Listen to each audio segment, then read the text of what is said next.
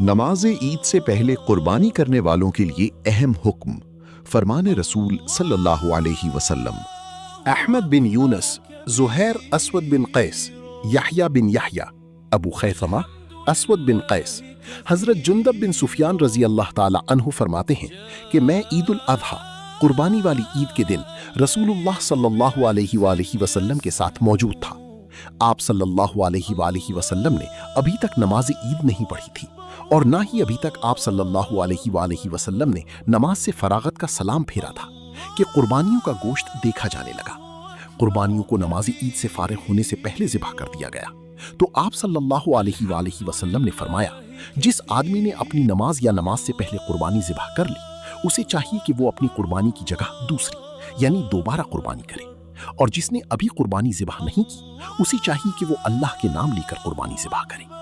صحیح مسلم جلد سوم حدیث 567۔ اللہ ہم سب کو نیک عمل اپنانے اور اس پر استقامت کی توفیق دے، آمین۔